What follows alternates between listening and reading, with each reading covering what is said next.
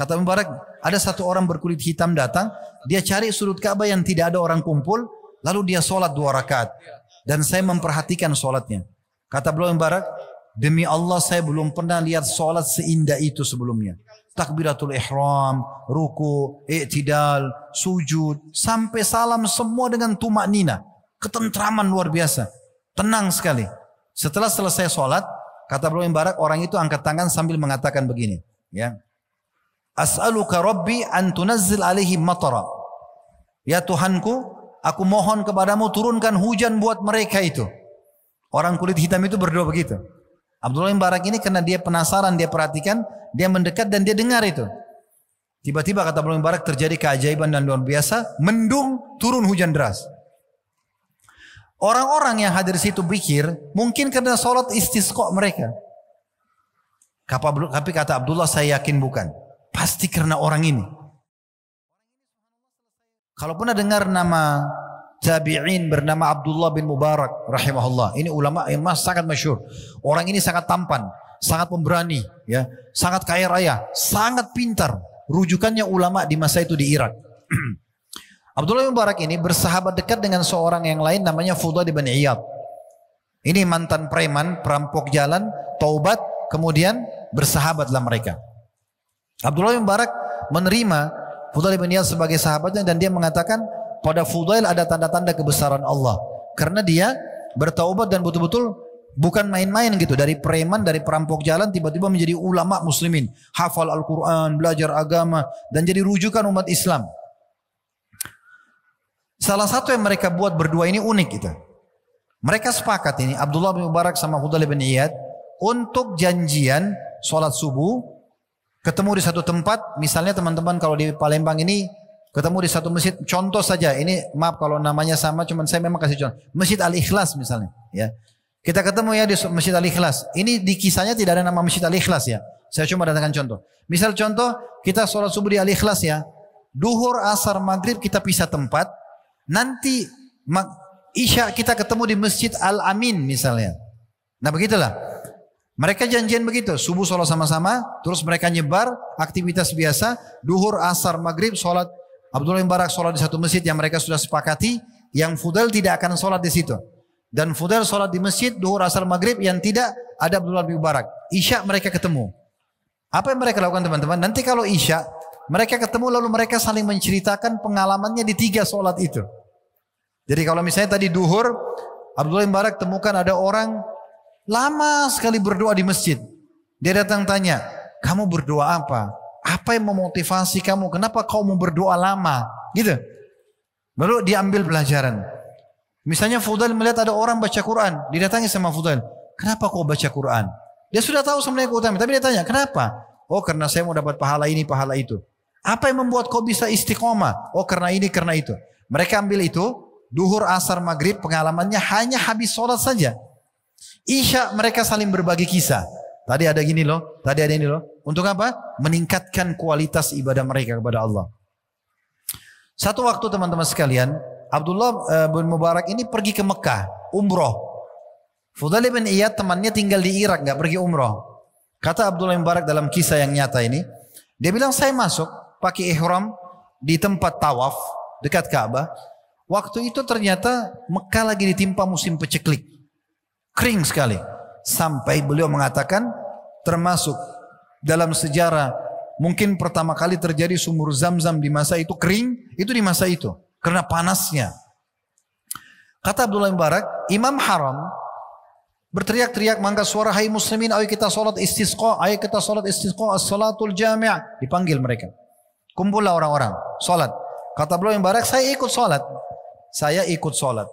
Setelah saya ikut sholat, seperti sholat istisqa, imamnya balik menghadap kepada makmum, memindahkan surbannya dari pundak kanan pundak kiri seperti sunnah Nabi. Kemudian mulailah dia mengingatkan orang agar taubat kepada Allah Subhanahu Wa Taala. Ringkas cerita kata Abdullah bin Mubarak, uniknya seperti sholat kami dan doa kami belum diterima sama Allah, tetap panas. Biasanya kalau diterima itu minimal mendung dan maksimalnya turun hujan. Karena sholat istisqa minta turun hujan. Kata Abdullah, tiba-tiba mata saya tertuju ke satu pintu Masjidil Haram. Di sana ada satu orang berkulit hitam pekat. Masuk, jadi kalau kita gambarkan misalnya, maaf ini gambar saja. Handphone ini adalah Ka'bah, orang lagi kumpul sholat di sini istisqa. Orang itu datang ke sudut lain yang tidak ikut sholat. Kata Mubarak, ada satu orang berkulit hitam datang, dia cari sudut Ka'bah yang tidak ada orang kumpul, lalu dia sholat 2 rakaat. Dan saya memperhatikan sholatnya. Kata beliau Mubarak, demi Allah saya belum pernah lihat sholat seindah itu sebelumnya. Takbiratul ihram, ruku, i'tidal, sujud, sampai salam semua dengan tumak nina. Ketentraman luar biasa. Tenang sekali. Setelah selesai sholat, kata beliau Mubarak, orang itu angkat tangan sambil mengatakan begini. Ya.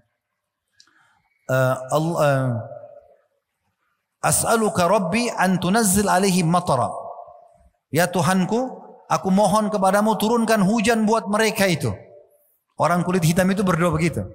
Abdullah bin Mubarak ini karena dia penasaran, dia perhatikan, dia mendekat dan dia dengar itu. Tiba-tiba kata Abdullah bin Mubarak terjadi keajaiban dan luar biasa, mendung turun hujan deras. Orang-orang yang hadir situ pikir mungkin karena sholat istisqa mereka. Tapi kata Abdullah, saya yakin bukan. Pasti karena orang ini. Orang ini subhanallah selesai hujan turun, dia tutup doanya, dia pergi. Abdullah bin Mubarak ikutin. Lorong demi lorong di Mekah diikutin 1, 2, 3 sampai tiba di satu rumah. Di tengah-tengah pemukiman masyarakat Mekah. Ada satu rumah besar. Orang ini masuk ke dalam. Di depan pintu ada satu orang lagi berkulit hitam tapi badannya lebih besar. Lalu Abdullah bin Mubarak ucapin salam. Assalamualaikum warahmatullahi wabarakatuh. Orang itu jawab waalaikumsalam. Kata Abdullah, saya ingin tanya, ini rumah siapa? Kata orang yang kulit hitam di depan pintu itu, ini rumah saya. Pemilik rumahnya. Lalu kata Abdullah bin Mubarak, kalau tadi yang baru masuk itu siapa? Kata Abdullah bin Mubarak, itu salah satu budak saya. Masa dulu ada budak ya, diperjualbelikan. Maka Abdullah bin Mubarak penasaran. Lalu Abdullah bin Mubarak mengatakan, saya boleh nggak saya tanya, bagaimana amalnya orang ini? Bagaimana ibadahnya? Kata majikannya yang punya rumah itu, jangan Anda tanyakan ibadahnya orang ini.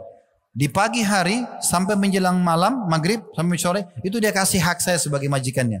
Tidak pernah menolak apapun yang saya suruh, baik sekali. Dan malam hari dia berikan hak Tuhannya. Selalu sholat malam, ibadah kepada Allah.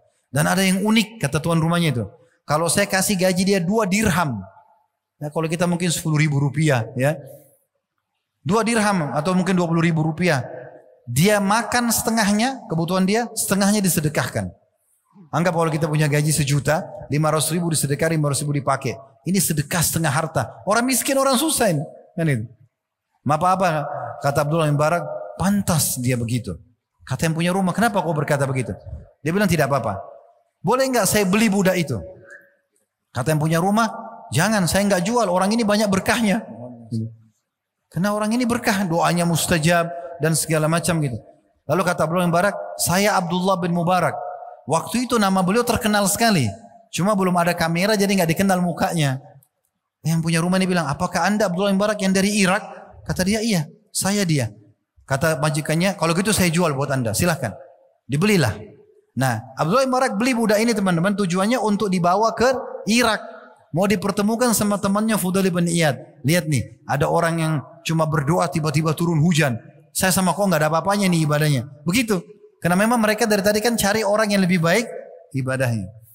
Ini kasih cerita pergilah mereka. Di tengah jalan masa itu orang pakai unta, istirahat di padang pasir gitu kan. Waktu lagi istirahat menuju ke Irak, tiba-tiba Abdullah bin Mubarak suruh orang itu, budak itu istirahat sama dia. Kemudian budak itu bertanya, wahai tuan, kita mau kemana? Abdullah bin Mubarak bilang, mulai sekarang jangan kamu panggil saya tuan, karena kau tuan saya. Orang itu kaget. Dia bilang, kenapa anda berkata begitu? Anda kan membeli saya budak anda. Dia bilang, tidak, kamu tuan saya. Lalu Abdullah bin Mubarak ceritakan, kamu tahu kenapa saya beli kamu? Dia bilang, tidak. Saya tadi hadir di Masjidil Haram. Ya, waktu sholat istisqa. Dan saya melihat kamu sholat. Saya yakin sekali hujan turun karena doa kamu, bukan karena doa orang-orang. Karena saya hadir tadi habis sholat, habis berdoa, tidak mendung. Tapi begitu kamu berdoa turun hujan. Maka orang itu mengatakan, apakah anda menyaksikan itu? Dia bilang iya. Kata budak itu apa? Kalau gitu izinkan saya tuan sholat 2 rakaat. Abdullah bin Mubarak berpikir sholat 2 rakaat seperti tadi ini keajaiban. Oh silakan. Kata Ibnu Mubarak, dia pun sholat 2 rakaat dan jangan anda tanyakan bagaimana indahnya sholatnya orang ini. Sama tadi, tumaknina, takbir, ruku, i'tidal, sujud sampai salam, semua sempurna. Setelah itu dia angkat tangan ke langit, dia cuma ucapkan kata-kata begini, Al-ana ya Rob, sekarang hai Tuhanku. Sekarang hai Tuhanku. Tiba-tiba orang itu meninggal dunia. Ibnu Mubarak cek, meninggal orang ini. Dikubur, setelah dikubur dia pulang ke Irak. Lalu dia bilang sama Fudail bin Iyad, hai Fudail, ceritanya begini, diceritakan sama dia. Kemudian di akhir kisah, dia buka, dia bilang kemungkinan si budak ini, dia mengatakan kepada Allah dalam sholatnya, ini tebakannya Abdullah bin Mubarak.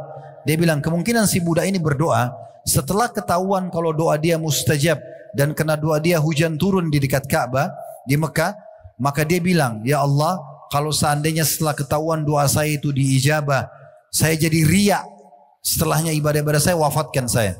Tapi kalau setelahnya saya tetap bisa ikhlas, hidupkan saya. Makanya dia bilang sekarang hai Tuhanku. Maka dia pun meninggal dunia. Coba lihat teman-teman sekalian bagaimana mereka punya semangat untuk selalu meningkatkan kualitas ibadah mereka. Mengejar yang terbaik. Jangan teman-teman sekalian merasa puas dengan derajat yang paling rendah di surga. Walaupun yang paling rendah dalam hadis yang sahih disebutkan adalah lebih baik 10 kali lipat dari yang dimiliki raja terkayanya dunia. Tetapi kalau kita bisa dapat surga Firdaus yang tertinggi, kenapa tidak? Kalau kita bisa dapat fasilitas yang lebih baik, kenapa tidak? Begitu juga saya tutup teman-teman sekalian dengan mati. Mati ini penutupan bahasan kita ya. Sampai mati pun kita disuruh kejar yang terbaik. Pernah dengar mati syahid? Ya. Mati pun. Jangan mati biasa. Mati syahid. Mati yang terbaik. Sehingga husnul khatimah.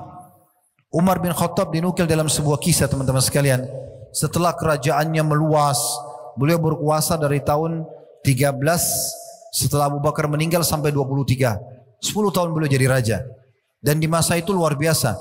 Sebagian besar wilayah Romawi, negeri Syam takluk. Sebagian besar wilayah Persia takluk. Sebagian besar wilayah Afrika Utara, Mesir takluk. Jadi Islam itu hampir menguasai 1/4 dunia pada masa itu.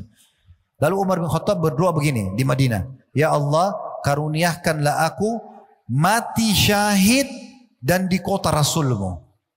2 kematian mulia dikejar sama dia. Mati syahid dan mati di kota Madinah.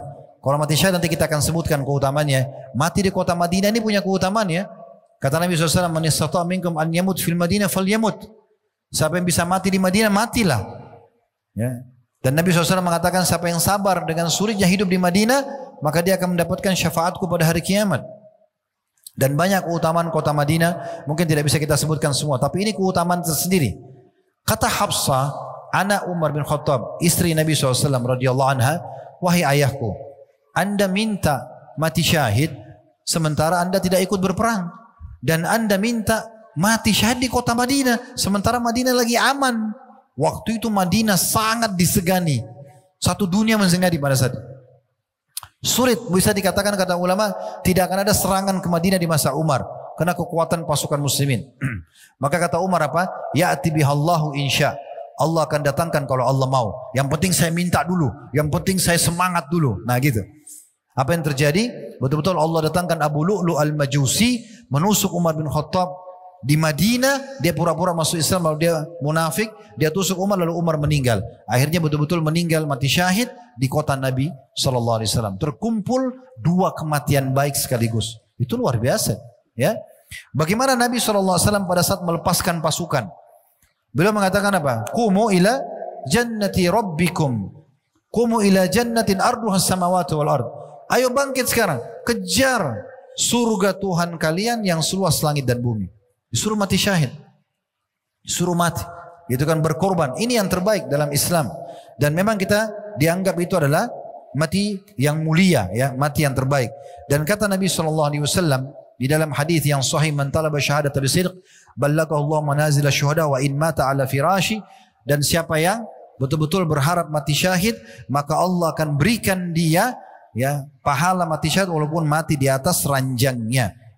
Dan sebagai penutup teman-teman sekalian adalah bagaimana Nabi alaihi salatu wassalam menyebutkan tentang masalah mati syahid ini dengan berbagai macam ya keutamaan ya. Keutamanya seperti kata Nabi SAW, orang-orang yang mati syahid itu akan mendapatkan keutamaan. Dia akan diampuni awal darahnya tumpah, dia akan bisa memberikan syafaat 70 keluarganya, dia akan dinikahkan dengan 72 bidadari, ya tidak akan dikena fitnah kubur ya. Kemudian Nabi SAW contohkan mereka tidak dimandikan lagi jenazahnya, dan juga mereka termasuk orang-orang yang pertama-tama melewati sirat nanti ya, masuk surga tanpa hisab. Dan mereka juga termasuk orang yang mendapatkan derajat yang paling tinggi di surga. Jenazahnya tidak dimandikan, ya boleh untuk tidak disolati, tidak ditanya lagi oleh malaikat mungkar nakir di kuburan, ya. Kemudian mereka akan diampuni awal darahnya tertumpah, diperlihatkan tempatnya di surga, dan sekian banyak keutamaan-keutamaan orang yang mati syahid. Begitulah teman-teman sekalian, kita lihat bagaimana Islam datang menyuruh kita penganutnya menjadi orang yang terbaik. Jadi mulai sekarang bagaimana kita coba membangun ya semangat kita berkreasi, berkreatif ya, inovatif untuk mengejar yang terbaik selama dia dibolehkan dalam agama, tidak melanggar peraturan-peraturan syariat Allah Subhanahu wa taala, peraturan-peraturan juga yang diterapkan oleh pemerintah setempat kita, maka itu akan menjadi bagian daripada agama kita. Allahu a'lam.